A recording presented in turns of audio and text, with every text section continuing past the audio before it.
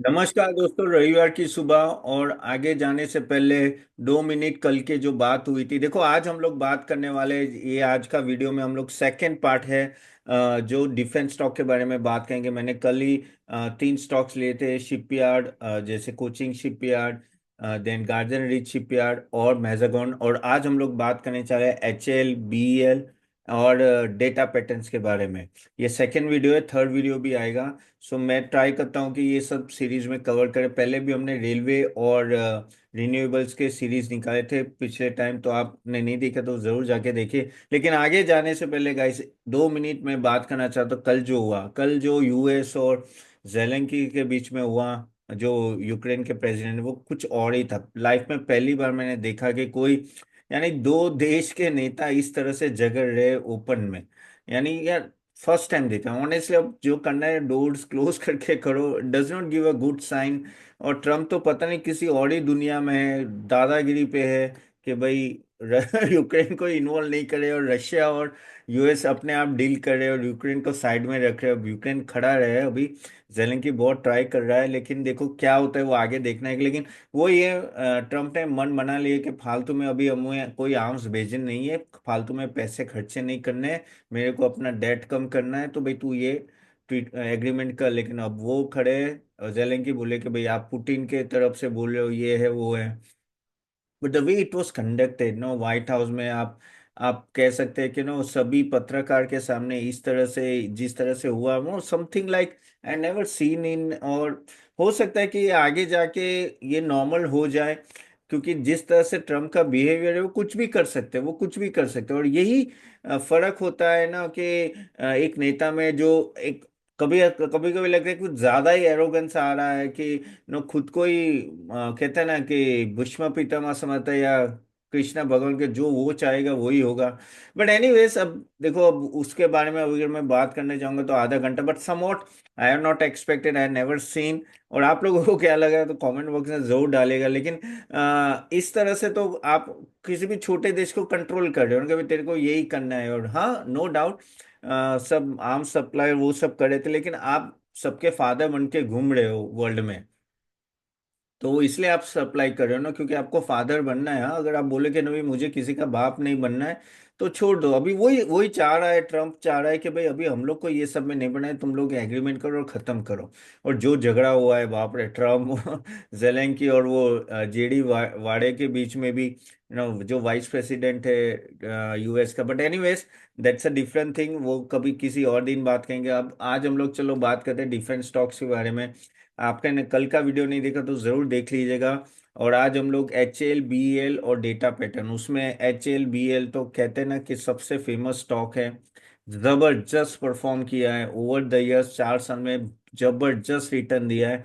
और no doubt बहुत ही solid stock है, लेकिन प्रॉब्लम आ जाता है वैल्यूएशन का। लेकिन आगे जाने से पहले गाइस, मैं इन सब कंपनियों के बारे में थोड़ा बता देता हूँ कि किस तरह से इस कंपनी ला आगे आए थे डिफेंस में। देखो आपको पता है कि ओवर द इयर्स जो है, अच्छा आगे जाने से पहले सॉरी, वापिस मैं इंटरप्ट कर रहा हूँ। आज 11 बजे अपना लाइव सेशन है, आप चाहो तो अटेंड करना। मैं बहुत बात करने वाला हूँ कि किस तरह से आपको पोर्टफोलियो मैनेजमेंट करना है, वो सब तो मैंने लिंक दी होगी कमेंट बॉक्स में, जरूर देखेगा। तो अगर अगर हम लोग डिफेंस की बात करें, तो पहले क्या होता था, क्यों परफॉर्मेंस इन सब BEL HL बहुत सालों से थे, तो उनके पी 8 से 9 के पी पे चल रहे थे, ओके। और ज्यादा कुछ बड़े ही नहीं थे, क्योंकि ब्यूरोक्रेसी, फिर नो कॉन्ट्रैक्ट मिलते हैं, और लेकिन एग्जीक्यूशन में प्रॉब्लम होता है, या तो उनके टेक्नोलॉजी इतनी होती नहीं है। और हम लोग 90% इम्पोर्ट करे थे। फिर 2020 से जिस तरह से, जैसे मैंने कल भी बोला था कि इन सबको ऑर्डर्स मिलने लगे। एंड ओवर द इयर्स अगर 5 साल में देखो तो ये कि ना 10 गुना, 7 गुना उस तरह से सभी स्टॉक्स बढ़ गए थे। अभी मेन थिंग है कि पहले जो प्रोक्योरमेंट था, सॉरी डोमेस्टिक प्रोक्योरमेंट था, वो ऑलमोस्ट 54% से अभी 75% पहुंच गया है। तो बहुत ही अच्छा है। और आगे जाके बात कर रहे हैं कि 95 to 100% हो जाएगा। और काफी सारे जो हम लोग इंपोर्ट कर रहे थे फॉरेन डिफेंस इक्विपमेंट, वो बैन हो गए। इसलिए BEL HL को तो, इतनी बड़ी कंपनी है तो डायरेक्ट फायदा होता ही है। अब इंडिया ने तो बहुत बड़े बड़े कॉन्ट्रैक्ट्स HL को दिए, जैसे तेजस जेट, वो आपको पता है कि एरोस्पेस में, आकाश मिसाइल, फिर इलेक्ट्रॉनिक वेरफेयर सिस्टम, और काफी सारे दूसरे भी बीईएल को भी मिले, तो ये सब ना के वजह से ना इनकी ऑफ कोर्स डिमांड ज़्यादा है, एवरीथिंग इज गुड। और मल्टी ईयर कॉन्ट्रैक्ट्स अवेलेबल है, उसमें तो कोई डाउट नहीं। डेटा पैटर्न का उस तरह से नहीं है, समाउ डेटा पैटर्न का मैनेजमेंट भी सही नहीं रहा, उन्होंने उस तरह से गाइडेंस भी नहीं दिया, और जो गाइडेंस देते उस तरह से रिटर्न भी नहीं आते थे ऑनेस्टली। तो वही प्रॉब्लम रहा डेटा पैटर्न के साथ। तो एक काम करते हैं, पहले एक बार थोड़ा हम लोग इसके फाइनेंशियल्स देख लेते हैं, तो आपको थोड़ा पता चल जाए। So let me open the screen, show the screen. By the way, अगर आपने अभी तक लाइक और शेयर नहीं किया तो ज़रूर लाइक और शेयर करिएगा वीडियो को। So let me share it. Okay, तो अगर हम लोग हिंदुस्तान एरोनॉटिक्स का भी देखें, तो जैसे मैंने बोला ना कि ओवरऑल अगर आप 5 साल के पे सिर्फ 14 था, वो एक लेवल पे काफी हद तक बहुत ऊपर चला गया था, 50 के ऊपर चला गया था, अभी 23 आ गया है। अपने हाई से अभी 45% डाउन है। ये कल भी यानी फ्राइडे को भी ऑलमोस्ट 5% गिरा था। इवन अगर हम लोग 1 मिनट, क्योंकि अलग अलग स्क्रीन है तो मैं अलग अलग बता देता हूँ। पहले इसकी बात कर लेते चले। तो ओवरऑल आर ओ सी तो ठीक है, आर ओ ए भी ठीक है। ठीक है, ओवर द इयर्स अगर हम लोग इसका रिटर्न देखें कि किस तरह से इसने परफॉर्मेंस दिया है, वो तो प्रॉफिट ग्रोथ 32% से ग्रोथ हुआ है 3 साल में, और 9% से सेल्स ग्रोथ हुआ है। और जैसे मैंने बोला 5 साल का रिटर्न, इतने मार खाने के बाद, 45% गिरने के बाद भी ये 56% का रिटर्न है CAGR। So which is very good. अगर हम लोग BEL की बात करें, तो BEL में भी सेम कहानी आपको दिखेगी। ओवरऑल अगर ये देखें तो ये स्टॉक भी काफ़ी हद तक अभी थोड़े स्टेबलाइज हो रहे, नीचे हो गए, जो 50-60 के ऊपर चले गए थे। डाउन ये 27% है ये। अगर डिफरेंट स्टॉक में बात करें तो सबसे कम अगर नीचे गिरा है अपने हाई से, तो ये BEL ही है, तो इतना नहीं गिरा है, तो that is a good news for them. Okay, R O से ठीक ठाक, ये सेल्स ग्रोथ भी ठीक है, नॉर्मल है, इतना कुछ खास नहीं है। बट ये कंसिस्टेंट परफॉर्मर रहा है, एंड ओवर द टाइम अगर आप इवन क्वार्टरली रिजल्ट अगर ईयर ऑन ईयर देखोगे ना, क्वार्टरली ईयर ऑन ईयर भी ग्रोथ है, क्वार्टर टू क्वार्टर ही ग्रोथ है। बहुत कम स्टॉक है जो डिफेंस में क्वार्टर टू क्वार्टर ईयर और ईयर भी ग्रोथ करे, जो इस बार BEL ने किया है। So that is a good news. Even मैं HAL का मैं बता देता हूँ, तो HAL का भी अगर आप देखो quarter to quarter year on year growth हुआ है, लेकिन क्वार्टर टू क्वार्टर में डी ग्रोथ हुआ था प्रॉफिटेबिलिटी में। ओके, तो भी HAL का ठीक ठाक ही परफॉर्मेंस रहा। अब हम लोग बात करते हैं डेटा पैटर्न की। अगर हम लोग डेटा पैटर्न की बात करें, तो ओवरऑल इस कंपनी ने अगर ऑफ कोर्स इसका अगर पी रेशियो देखो तो वो भी कहाँ गया डेटा पे, ये रहा 45 का अभी भी है। ROI से ठीक है, इतने खास नहीं है। ठीक है, प्रॉफिट ग्रोथ सेल्स ग्रोथ अच्छा खासा रहा है इतने टाइम में। ओके, लेकिन अगर हम लोग इसका इस साल का ग्रोथ देखें तो almost you can say 46% down है। वो क्यों डाउन था? क्योंकि ये जो उन्होंने जो कमिटमेंट दिया था पहले भी, जो बोल रहे थे कि जिस तरह से वो ग्रो करेंगे उस तरह से वो गाइडेंस के हिसाब से वो ग्रो नहीं हुए।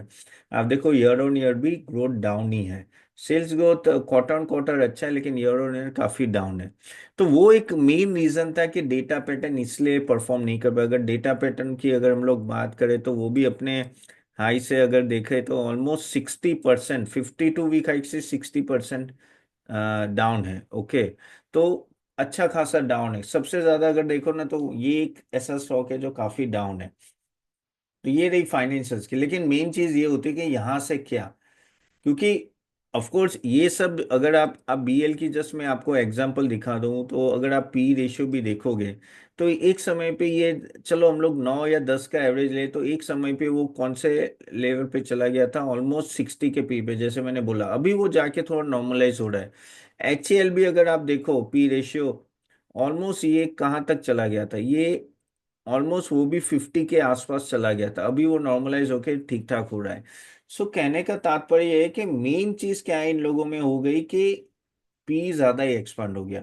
नो डाउट EPS भी बढ़ रहा था, कोई डाउट नहीं है। देखो ये दिख रहा है कि आपको दिख रहा है ना EPS, ये EPS ही बढ़ा है, तो कंसिस्टेंट। लेकिन थोड़ा वैल्यूएशन आया था, और ऊपर से जो कह सकते हैं ना कि इस तरह का इस टाइम का जो budget allocation and all that इतना खास नहीं आया, जो भी एक वन ऑफ द रीजन था कि ये सब स्टॉक में परफॉर्म थोड़ा नहीं किया। ओके, तो थोड़ा चलिए बात कर लेते हैं इन सब स्टॉक के बारे में।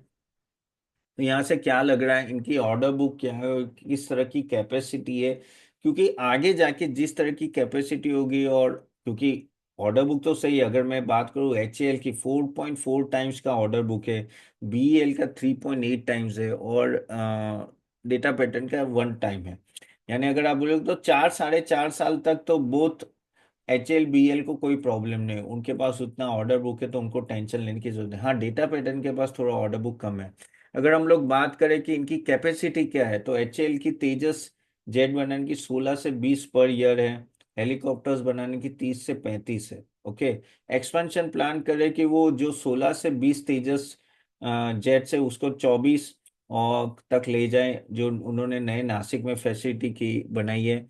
और हेलीकॉप्टर्स का 60 to 90 पर ईयर की बात चल रही है।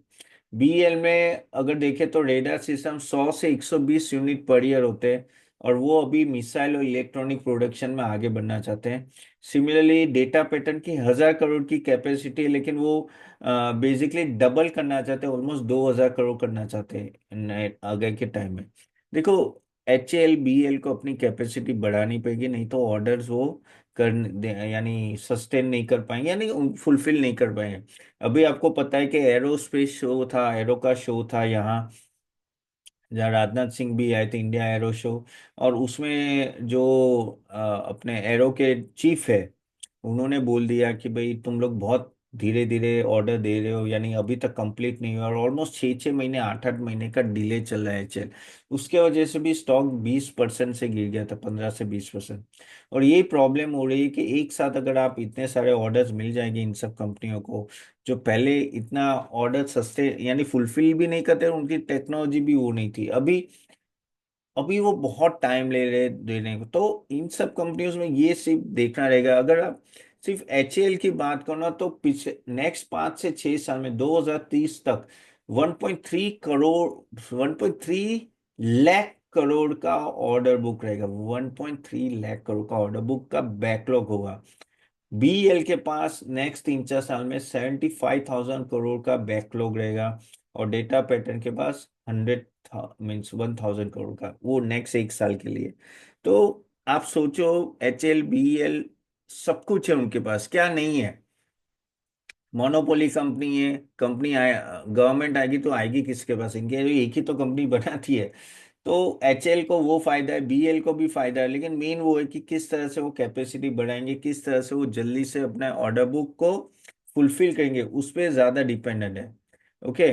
और यहाँ भी अगर आप देखो तो पहले प्राइस बहुत बढ़ गए थे क्योंकि प्रीमियम मिले थे, लेकिन जब से वो कहते हैं ना कि बजट में थोड़ा एलोकेशन थोड़ा कम हुआ, और बीच बीच में भी जब भी क्या कहते हैं FI सेलिंग आती, तो यहाँ सबसे ज्यादा आती थी। FI की सेलिंग में तो ओवरऑल सेंटीमेंट खराब हो जाता। तो डिफेंस बजट 9.5% से बढ़ा है, जो लोगों को एक्सपेक्टेशन, एनालिस्ट के एक्सपेक्टेशन से कम था। कैपिटल एक्सपेंडिचर सिर्फ 5% से बढ़ा है। ओके। और ज्यादा वो कहते हैं ना, स्टाफ और उन लोगों को सैलरी देने में ज्यादा रही, तो उसके वजह से भी प्रॉब्लम हुआ। जबकि बजट में तो डिफेंस और रेलवे की तो बात ही नहीं हुई थी, तो वहां से काफी हद तक डिसअपॉइंट में आया ये फरवरी के बजट में।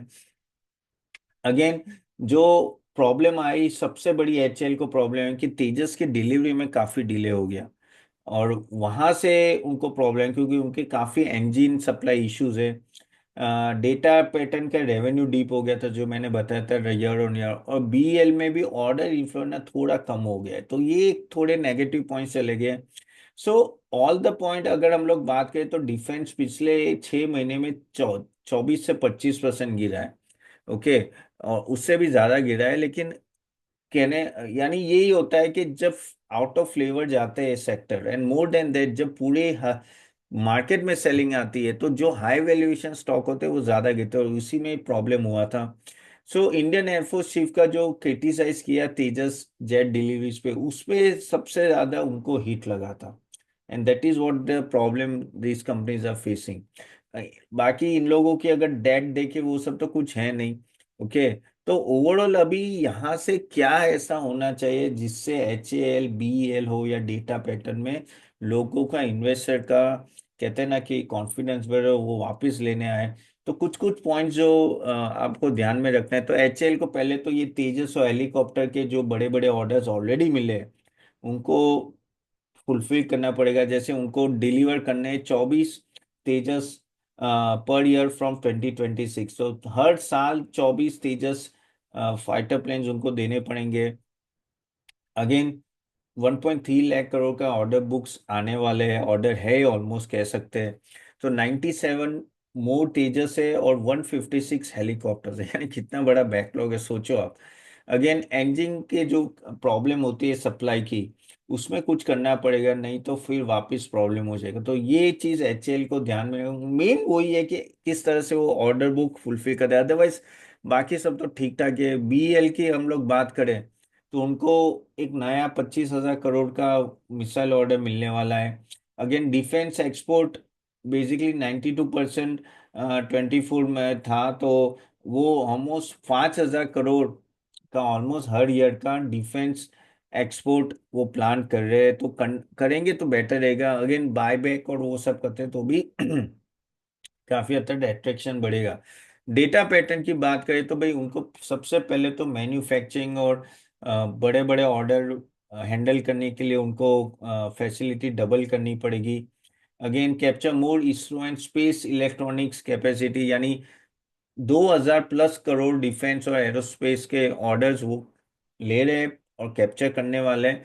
लेकिन उसके लिए कैपेसिटी बढ़ानी पड़ेगी। और से उन लोगों ने प्लान किया है कि काफी लगभग 200 करोड़ से ज्यादा वो इनोवेशन उसमें प्लान करेंगे। तो ये सब अगर हम लोग बात करें तो कहने कि over the time government of course defence को इग्नोर तो नहीं करेगा, क्योंकि थर्ड लार्जेस्ट इकोनॉमी बनना है तो डिफेंस को तो देखना ही पड़ेगा। सो लेकिन वही है कि किस तरह से ये सब companies not even domestic but export में भी करे, अच्छा काम करे। क्योंकि देखो जैसे HAL अभी तेजस को मलेशिया और इजिप्ट के लिए टारगेट करी है। Similar radar communication system BEL भी बाहर टारगेट कर रहा है। तो ऑलमोस्ट 2029 में बात करें कि 50,000 करोड़ का गवर्नमेंट का टारगेट है कि यहाँ से एक्सपोर्ट हो। सो अगर इस तरह से हम लोग देखते जाए तो ना इन सब कंपनीज के पास स्कोप बड़ा है, इनके पास नॉलेज नो हाउ है, लेकिन और उनको टेक्निकल नॉलेज कहीं से लेनी पड़ेगी। लेकिन जितनी जल्दी हो सके उनको ऑर्डर्स फुलफिल करने विद द क्वालिटी, तभी ये स्टॉक प्राइस बढ़ेंगे। नहीं तो प्रॉब्लम इसमें से भी मुझे, अगर आप पूछो कि पर्सनली कौन सा अच्छा लग रहा है, तो भी मुझे BEL या HAL थोड़े स्ट्रांग लग रहे हैं compare to data pattern. Again कोई रिकमेंडेशन नहीं है, प्लीज प्लीज अपना रिसर्च करके इन्वेस्ट किया। मैंने तो इन्वेस्ट नहीं किया है, हाँ मेरे क्लाइंट्स ने शायद इन्वेस्ट किया हो तो मुझे पता नहीं है, लेकिन हाँ keep this in mind. Okay, so this is what I wanted to tell about this company. So hope आपको इनका एनालिसिस अच्छा लगा तो do like and share it to everyone. और आपकी गिफ्ट मैंने कमेंट बॉक्स में रखी हुई है, तो प्लीज जरूर ले लेना। चले अभी हम लोग बात करते हैं आपके Q&A की। काफी सारे क्वेश्चंस आते रहते हैं तो बात करते हैं डिटेल में। तो मैं कुछ कुछ 3-4 क्वेश्चंस ले लेता हूँ। 1 minute. Just a minute, I am just opening that. Okay, so पहला क्वेश्चन है दैट आयुष मिश्रा का कि I really wanted a video on IRCTC and IRFC finally. हाँ मैंने आयुष जी लास्ट ये कल ही मैंने ये दिया था IRCTC IRFC। आपने अगर आगे के रेलवे के वीडियोस नहीं देखे तो जरूर देख लीजिए। Now on SBI and IRED and capital market good stocks. हाँ sure Ayush, will plan for that. Okay, Jitendra Patel बोले गुड एनालिसिस। राजेंद्र बोले sir I want to enroll for your course, how you have to do it, how I can go forward. Well आप thoughtfulinvestorhub.com करके website है, वहाँ आप जाके देख सकते हो। नहीं तो आप एक काम कीजिएगा, मैं आज एक लिंक दे दूंगा। तो कल आपको, कल मेरा लाइव सेशन है, सॉरी आज मेरा लाइव सेशन है 11 बजे का। तो आप प्लीज वो अटेंड कीजिएगा तो भी आपको पूरी डिटेल्स मिल जाएगी। सर कैंप्स के लिए बाय करे होल्ड या सेल। गणेश गाउंड 13355 बोले। गणेश जी मेरे को तो कैंप्स ठीक ही लग रहा है। और लेकिन ये म्यूचुअल फंड का जो अभी मार्केट भी गिरा है, तो क्या होता है कि मार्केट रिलेटेड जितने भी स्टॉक्स होते हैं ना कनेक्टेड, वो स्टॉक जरूर गिरने लगते हैं। तो ये चीज थोड़ी ध्यान में रखनी पड़ेगी। Otherwise over the long term चलेगा, कोई प्रॉब्लम नहीं लग रही अभी। तो ऐसा लग रहा है, बाय द वे आप अपना रिसर्च करके जरूर एनालिसिस करके ही लेना। But yes, this is what is my opinion. Okay sir, Shyam माजी 2345 बोल रहे हैं सर, आप क्या ईटीएफ फॉलो, ईटीएफ की रिकमेंडेशन? यस, हम लोग ईटीएफ की भी देते हैं, इवन आईपीओ बॉन्ड्स। तो बॉन्ड्स का भी हमने लॉन्च किया था। हमारे प्रॉफिट मल्टीप्लाई मेंबर्स जिन्होंने जाके नहीं देखा ईमेल, प्लीज देखिएगा। तो हमने बॉन्ड्स के भी रिकमेंडेशन दे दी है। तो यस, हम लोग ये सब कवर करें। आप चाहो तो वन स्टॉप डेस्टिनेशन आप जाके देख सकते हो। चलिए, तो ये कुछ क्वेश्चंस थे जो मैंने लगा कि ले लेता हूँ, और बाकी के नेक्स्ट टाइम ले लेंगे। तो thank you very much for joining guys. And आज 11 बजे हम लोग जरूर मिलते हैं। See you then. Bye bye.